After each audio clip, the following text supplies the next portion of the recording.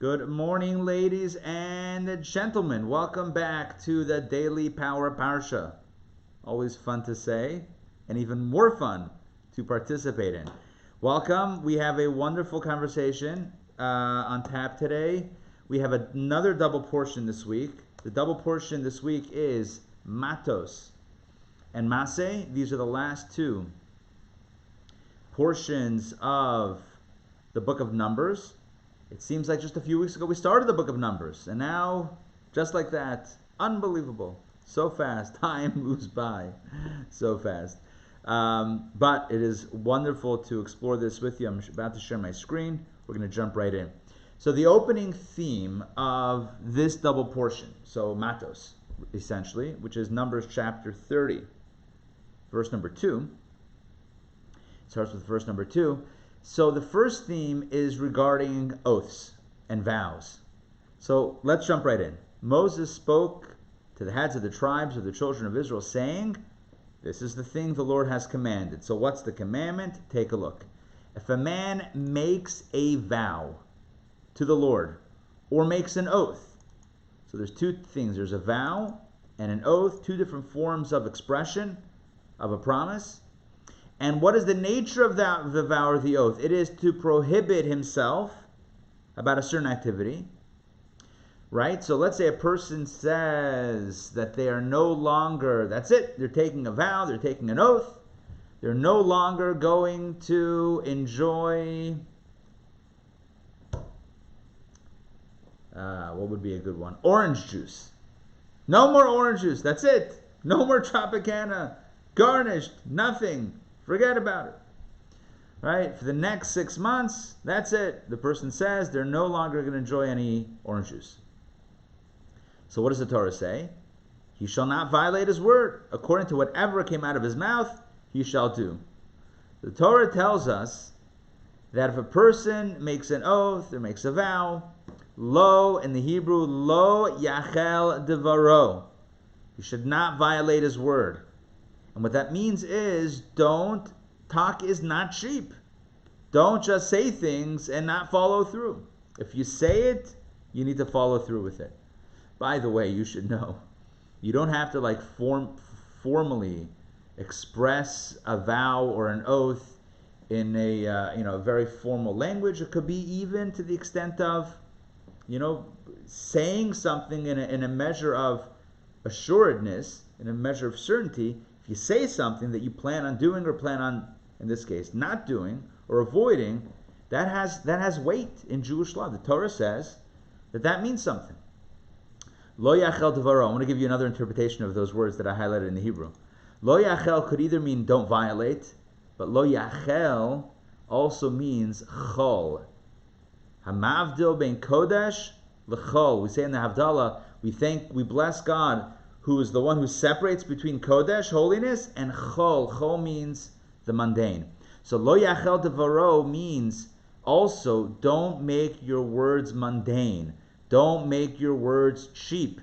Don't make your words insignificant. Your words are valuable. Your words are your identity.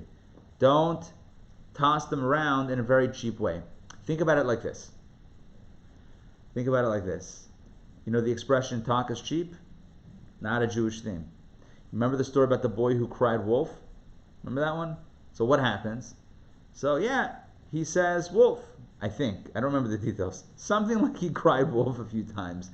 But the more you cry wolf, and the more times that it's obvious that there are no wolves, then your words have been chal. Your words have been rendered mundane or meaningless. They're not holy anymore. They don't mean something. We're not meant for that to happen to us. We're meant to keep our words holy and to keep them significant. Therefore, what we say, we need to stick to. So therefore, the Torah says, if you take an oath, take a vow, you got to follow through. Now, that's the general commandment. The rest of this reading, and even the rest of this chapter 30, deals with how to annul a vow. I know we just said to keep your word, but then the Torah gets into how can you get out of it, right? So you said you're no longer going to have orange juice for the next 6 months. Turns out you walk by a kiosk and they've got freshly squeezed kosher orange juice, and you're like, oh, what have I done? What a mistake. What an error. Are you able to go back on it? And the answer is yes. There's a process, there's a protocol. Process is different. For a young girl, the Torah talks about a young girl who's in her father's house, so he can annul a vow for her. There's if somebody of the age of majority, an adult, would have to go to an expert rabbi to annul the vow, or to a group of three, like a tribunal of three to annul a vow. Bottom line is, you can't just unilaterally break your word. There's a process by which you can break your word, or by which you can walk it back, but it's a process. And the reason why it's a process is because it's so important that we keep our word. But what's interesting is, as important as it is as we keep our word, there is a process to get out of it. Why? So it all goes back to what I told you before. That the Torah sets it up as these are cases where somebody is making a vow or an oath to do what? To prohibit himself about something. And therefore, our sages understand this to refer to not something that's already prohibited by Torah, right? Because that you don't have to take an oath about it. You don't have to say, so this prohibition oath is something that is permitted, but you're creating a prohibition for yourself. Therefore, the Torah wants to give you an out to make it prohibited once again. Why? Because on some level, abstinence for things that are off limits, abstinence is good. But if things are on limits or not off limits, if things are available, then the message of the Torah is it's a good idea to get back into a place where you can deal with it in a healthy fashion and not, let's say, for example, go overboard. So sometimes a person has to, abstain from something that's otherwise permitted. Again, prohibited, we're not talking about. But something that's kosher. I mean kosher on all levels. So sometimes a person has to abstain because whatever, the challenge is too difficult with that thing that's permitted. But the goal is to build up that inner strength to be able to handle it in a way that's not dangerous, in a way that's not devastating spiritually or otherwise, and then to be able to engage in it. So, if necessary, there's a protocol for taking an oath. But when ready, we should get out of the oath and get back into that activity. We said a similar teaching, if you recall, when it came to the Nazir, to the Nazirite to abstain from the haircut and the wine and the coming in contact with impurity, with death. It may be good for short term, but it's not the ideal. Look, the truth is, it's possible that you and I may have a challenge, may have something that really pushes our buttons, that we may need to abstain from and just cut all ties for the long haul. It's possible. And it's, maybe not even possible. I think it's likely that everyone has at least something that for them, for others it's fine, but for them it's unhealthy, and you and I, whatever that is, need to stay far away from. But in general, the protocol is to be able to build up that strength, to be able to look at it, to engage it, and to use it for something positive, and not to get overwhelmed by it. That's the goal. So there we have, so we have two mechanisms: taking an oath of abstention, but also annulling that oath and getting back to it. Okay. By the way, you should also know that Kol Nidre, the famous pre-Yom Kippur Eve or Yom Kippur Eve service, Kol Nidre v'asarei v'charomei, when we annul, Kol Nidre is an annulment of vows. So if you want to know, is this thing done anymore? If you know Kol Nidre, if you've ever been to a Yom Kippur service, Yom Kippur night, you've been to an annulment of vows, a public annulment of vows, where we all publicly annul our vows. We're not annulling, by the way, as the anti-Semites would say. You see, this is where the Jews annul all their loans, right? I don't have to pay you back anymore. I was at Kol Nidre services. That's not what we're doing. The annulment of vows is simply about what's it called again? About anything, any types of prohibitions or other things that we've taken upon ourselves should be annulled, and we should get back into it. Kind of similar to what we're saying here about the process of annulment. Okay, So that's the opening theme. It gets into details about how a vow is annulled, but the mechanics are not so relevant. I can't say not relevant, but I want to jump into another theme. Okay, next, chapter 31 of Numbers continues, or that chapter opens, with a discussion about war. Folks, war is on. What war? Against the Midianites. Who were the Midianites? If you recall, a few weeks ago, we had the story of Balaam, the evil prophet, who tried to curse the Jews, was unsuccessful, but at the end, before he left, he told the king, Balak, he's like, the only way to get the Jews at this point is to send your daughters, send the young women, entice the men into immorality, into adultery, etc., and idolatry, have idol worship be part of it. That's the only way to get the Jews. So at this point, God says to Moses, you need to now nakom nikmat b'nei Yisrael, take revenge for the children of Israel against the Midianites. In other words, they need to pay for what they've done. They enticed you. They caused all sorts of havoc. That's what Pinchas ended with the spear, ended the plague. But all of that was done by Moab, but mainly the Midianites, who sent their young women to entice the Jewish men. So now they need to pay the price, go to war against them, and take revenge. Right? So in other words, fight against them. And then I'm going to explain a spiritual meaning of this battle. And then God says, afterwards, after this battle, this war, afterwards, you will be gathered to your people, which is a euphemism for the notion of death. In other words, fight this fight, and afterwards you will pass away. Moses is told, essentially in verse 2, right over here, that this will be his final act. His final act will be leading the Jews against the Midianites. What do you think Moses would do? What do you think a person would do hearing that, okay, you have one more mission, and after that mission, that's it? You would think you would push off the mission, right? Let me stall for 6 months, get another 6 months, right? If I know that this is going to be my final battle, all right, let me take a vacation. Let me, let me stall a little bit, and then we'll fight. But no, verse 3 tells us what happens. So Moses spoke to the people. Immediately, Moses turns around from God. He goes to the people and he says, let's rumble with Midian. Arm from among you men for the army, that they can be against Midian and carry out the revenge of the Lord against Midian. So Moses immediately turns to the people and tells them what God said. So it's not like Moses is concerned about self-preservation, about not wanting to pass away, because he knows that leading the Jews into battle will then be the immediate forerunner to his passing. No. He immediately turns to this mission. Come what may to him, this is what God wants. God wants him to fight this fight. They're going to fight this fight. Another interesting thing I need to point out, so again, let me just articulate the message.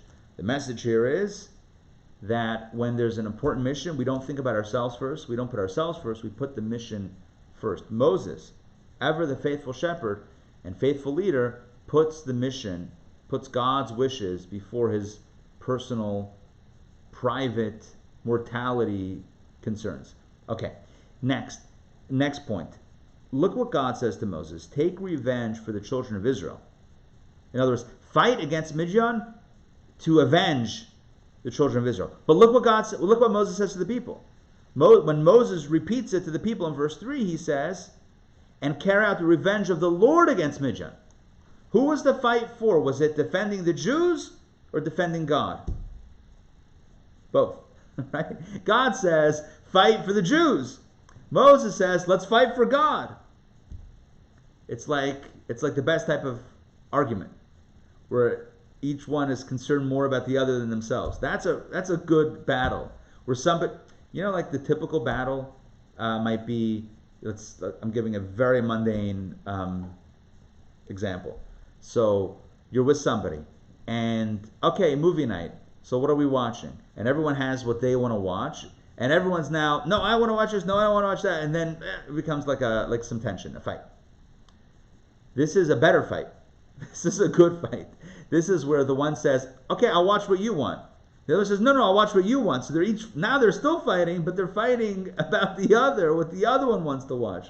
They're putting the other one first. So God puts the Jews first. Moses puts God first. That's the greatest form of a battle. And yeah, they battled. They were successful, and they ended up taking a lot of stuff. And what's interesting is, and it was like the spoils of war, so to speak.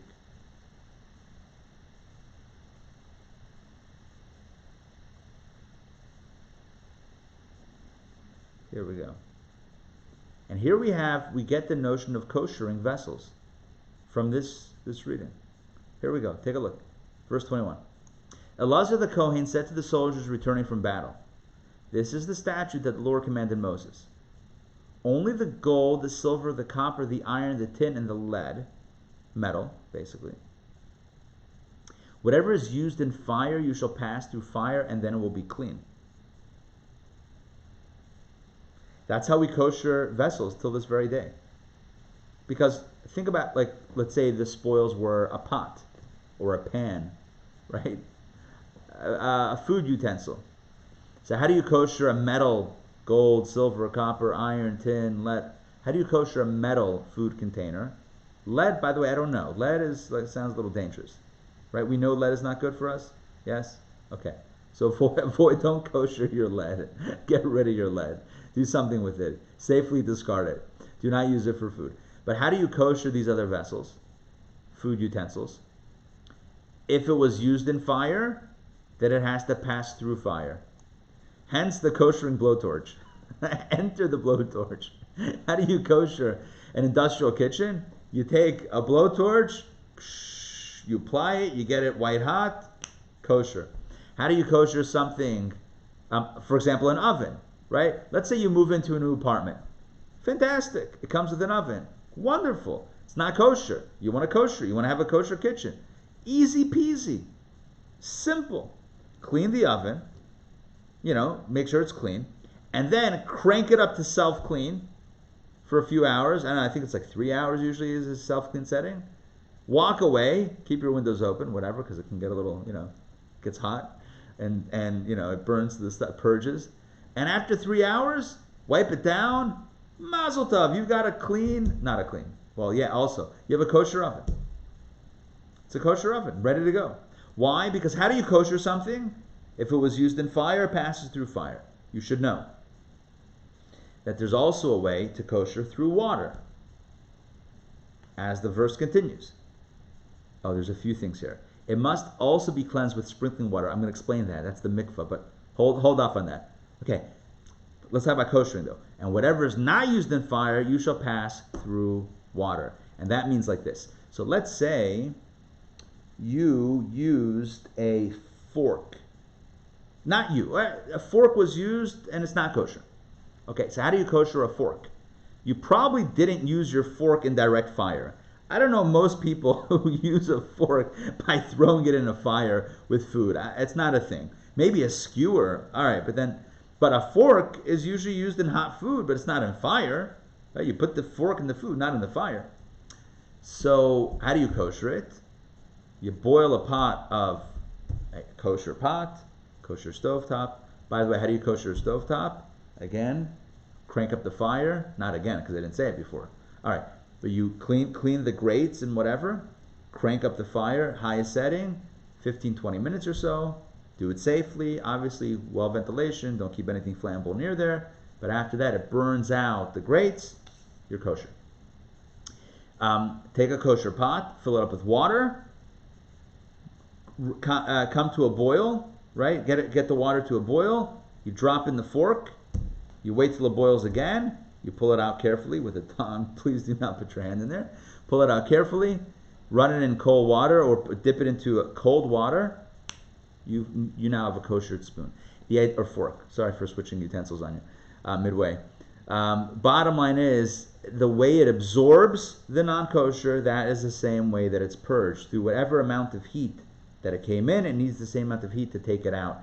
The idea is that on a molecular level, When something is hot, the absorption goes in. I mean, just think about, it's a good example. Think about, I don't know, think about a material that you can tell that something was cooked in there because it became discolored, right? So typically if something's cold, it doesn't leave much of a residue. But if something's hot, if you cook something in something, it creates more of an impression. So anytime heat is applied to either the utensil or to the food or to both, the idea is that there's an absorption in there. So you cook a pot of soup, inside the walls, the metal walls of the pot, there's a little soup residue. On some level, inside there's a little bit of soup. So how do you kosher it? It's by, once again, heating it up to the same temp, and that purges it. That's how koshering is done. That's the very short Cliff Notes on one leg, on one foot version of koshering. You can always look, just Google Chabad.org or whatever, koshering your kitchen, and you'll find it's actually relatively easy to do. Best way is obviously to consult someone who's done it before, like a rabbi, but it's fairly easy to do. And once you've koshered a kitchen, all you need to do is make sure that only kosher stuff comes in, and boom, you're kosher. Easy peasy. Now, I want to also mention the middle of this verse 23, which says that even after the koshering, there's still one more step. It must, however, also be cleansed with sprinkling water, and that means you have to dip it in a mikveh. Even if it's kosher, dip it in the mikveh. So what's the message? Or what's this halacha? What's this law? Anytime you buy a vessel that's made by a food utensil or vessel, not anything, but food related. So in order to use it, even if it's never been used before, let's say you go to Target and buy yourself a coffee maker, brand new, but like one of the the drip coffee makers with the little thing, the little the glass, whatever that's called, the thing, carafe, whatever. Yeah. So halachas, Jewish law says, based on this verse right here, that you have to dip it in the mikveh. Even though it's not the case of needing to pass through fire or water to kosher it, because it's never been used, it's not kosher. But anything that's not made by a Jew needs to be mikveh beforehand, dipped in the mikveh. So in Atlanta, there is the most convenient version of this. It is so convenient. On La Vista Road, in the heart of Toco Hills, there is a synagogue across the street from Beth Jacob called Ner HaMizrach. It's a Sephardi shul, Sephardi synagogue. In the parking lot to the side is a freestanding mikveh structure. You open it up. It's got like like a sliding door thing. It's horizontal. So so you slide it. You take your new item, peel off the stickers, whatever it is. You dip it in. That's it. Maybe there's a blessing. There's a blessing there for certain things. You dip it in. You pull it out. Kosher. It's done. That's it. Super simple. So that's the way you kosher. Sorry, that's the way you. It's called a kalim mikvah, a mikvah for vessels. It's not a person mikvah. There's also people mikvahs, but that's not a people mikvah. That's a vessel mikvah. Do not climb in there. It's for pots and pans and forks and spoons and knives, all new stuff, and that's it. That's the process to use it. What else? Dividing the plunder. They allocated it. These are the spoils of war. It talks about how many animals they collected. Okay, that's it. So okay, fine. So we'll close it out for here. There's a lot of details here, but the main things that we covered, the main themes that I wanted to cover, we covered. So number one, let's just go through them. Number one, our word matters. What we say is important. So let's not take our words lightly. Let's say what we mean and mean what we say. Let's not make our words chal, mundane. If we say something, people should take us seriously. We shouldn't be the one who cried wolf. The next point is although there's a place, certainly a place for vows of abstention. In other words, for us to say, you know what, I got to stay away. ultimately the ideal, if possible, if not possible, not possible, but if possible, the ideal is to get to a place where we can engage with that, but in a holy, higher way, in a healthy way. The next theme we spoke about was God's call to battle against Midian, the nation of Midian. And God says this will be the last thing you do before your passing. Moses doesn't hesitate, immediately passes along the message to the Jewish people and begins prepping for this battle. So we learned that he put the purpose or the mission before his own personal interests.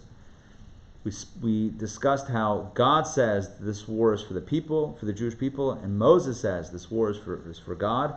So there's a bit of a dispute, but a loving dispute about whose honor. I care about you. No, I care about you, but it's not caring about self. It's caring about the other before oneself.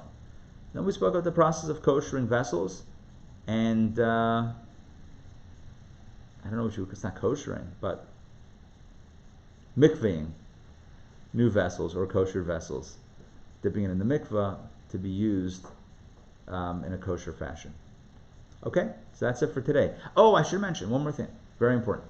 The battle against Midian, according to the deeper teachings of Torah, Kabbalah, Chassidut, as we've discussed Sunday mornings, the theme of the battle against Midian is the battle against our own ego. So the Kabbalists, the mystics, turn this away from a battle against an external enemy to a battle against an internal enemy, namely the ego that creates friction between us and others. All friction, all animosity, all hatred that exists between one person and the other is ultimately rooted in ego. If we were a little bit more humble, we could get along with the other person. It's usually because of ego that there's friction. So the battle, the ultimate battle, Moses' final battle, like the ultimate, is against ego. Again, this is understood on a completely different spiritual, timeless plane. It's not about Midian. It's not about 3,300 years old Midian. It's about today, you and I, fighting against any force that drives us apart and working to heal the fractures that exist with a little humility. All right, so that's it for today. Any questions, comments? I'm going to stop my screen share. So Questions? why is it his final time on earth? Yeah. Excellent. So according to Kabbalah, the Kabbalists say that means that this battle requires such a force. It's so hard. Our own ego is like the hardest thing to fight. So this really requires all of our strength. In other words, our inner Moses. And what it means is like after that, then he's going to pass away. Forget about the pass away part. On a spiritual level, what it means is you need Moses for this. You need him. You need that force of Moses, i.e., like the highest part of your soul, of my soul, the deepest part of ourselves, the Moses part. You can't do it without him. And I think it also means this is the ultimate battle. Not like if we get it right, then boop, that's it. See you later. No, I mean it's kind of like the ultimate. This is the final frontier. I would say it's the first frontier and it's the final frontier. It's all frontiers. All the root, everything comes back to ultimately comes back to ego. All the problems exist. It's really incredible. I mean, you and I can trace pretty much all of human ills on ego. And again, the text that we're studying Sunday morning, I think we started this the day after Simchat Torah. So we're talking about Tishrei.